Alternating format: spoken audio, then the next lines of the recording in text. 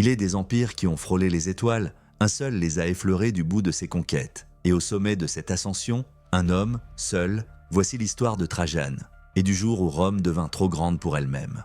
En l'an 117 de notre ère, l'Empire romain touche les cieux. Jamais auparavant et jamais après, Rome n'aura régné sur un territoire aussi vaste. Du brouillard des Highlands d'Écosse aux dunes d'Arabie, des sables d'Afrique du Nord aux montagnes d'Arménie, l'aigle romaine plane sur un monde entièrement conquis. Et pourtant, cet empire est encore jeune. Depuis un siècle seulement, Rome est passée de république à empire. Après les guerres civiles et l'instabilité, les Flaviens ont ramené l'ordre. Mais sous Trajan, Rome ne se contente plus de survivre. Elle conquiert, elle rêve. Cet exploit n'est pas l'œuvre du hasard, mais celle d'un homme. Marcus Ulpius Traianus, connu dans l'histoire comme Trajan. Empereur, conquérant, administrateur visionnaire, il mène Rome à son apogée. Mais qui était-il vraiment? Comment a-t-il réussi l'impossible? Et quelles furent les réalités, parfois méconnues, de cet empire gigantesque? Ce que vous allez entendre, ce n'est pas simplement une leçon d'histoire. C'est une plongée dans l'ambition humaine, la grandeur et la fragilité d'un rêve devenu trop grand.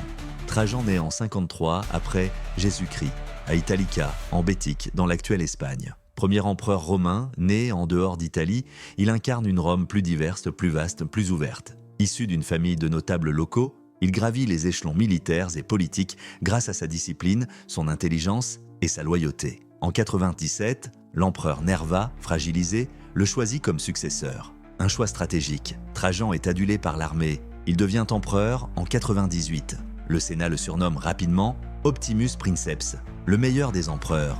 Ce titre n'est pas une flatterie, c'est une reconnaissance officielle.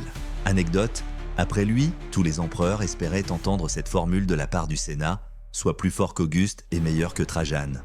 Trajan était aussi proche de ses soldats.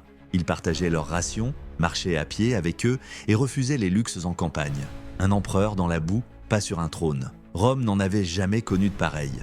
La Dacie, territoire accidenté au nord du Danube, est dirigée par un roi redoutable, Décébal. Depuis des années, ses raids menacent les provinces romaines. Mais la Dacie est aussi convoitée pour ses mines d'or, capables de financer des décennies de projets. Trajan lance 2 campagnes. En 101 à 102, il remporte plusieurs victoires, mais accepte une paix fragile.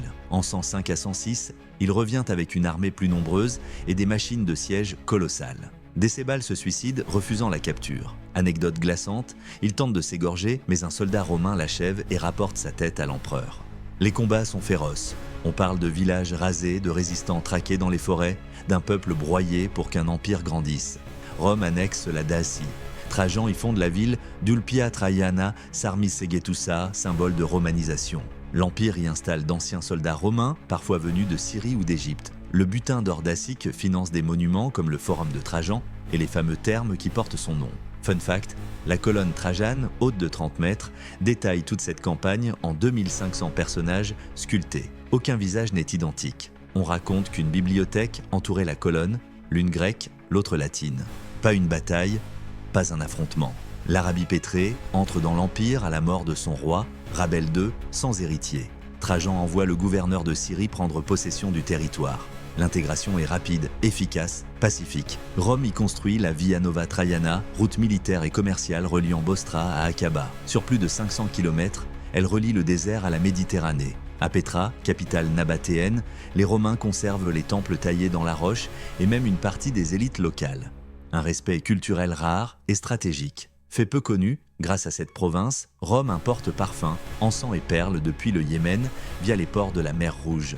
À 60 ans, Trajan entame sa dernière grande campagne. Il attaque l'Empire parthe, éternel rival de Rome.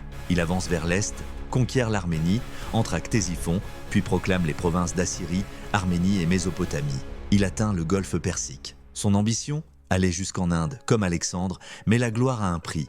Babylone se soulève, les routes deviennent incertaines. L'Orient résiste, Trajan tombe malade. Certains pensent qu'il aurait été empoisonné, discrètement, par les partisans d'Adrien, son successeur. Il meurt en Cilicie, en 117, sur le chemin du retour. Dialogue fictif, soldats, César, pourquoi allez-vous si loin?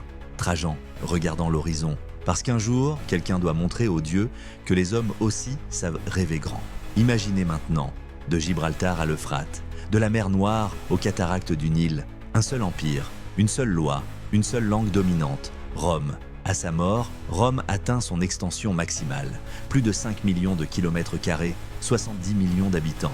Mais cette grandeur a un prix, défendre des frontières gigantesques, gérer des peuples très différents, construire des routes, des ports, des aqueducs. Et tout cela sans ministères centraux. Chaque gouverneur incarne l'empire à lui seul. Perception des impôts, justice, défense militaire. Un système efficace, mais fragile. C'est aussi une époque de rayonnement culturel. Sous Trajan, on construit des bibliothèques, on réorganise les villes, on fait rayonner le droit romain. Le forum de Trajan devient le centre nerveux de Rome. Une basilique, une place colossale, une statue équestre de l'empereur et sa fameuse colonne.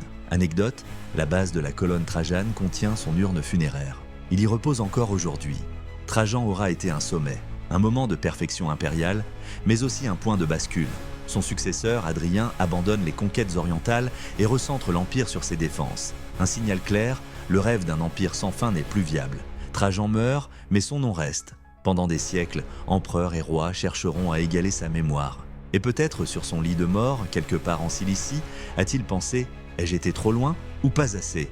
Car même les plus grands ne sont jamais rassasiés. C'est dans cette soif d'horizon que Rome brille et s'épuise. Car il est des empires qui ont frôlé les étoiles et s'y sont brûlés. Et vous, que retiendrez-vous de Trajan? Sa grandeur, son audace? Ou peut-être cette leçon intemporelle qu'au sommet de toute chose commence déjà le vertige de la chute? Car parfois, l'empire le plus puissant est celui qu'on tente de bâtir contre le temps lui-même.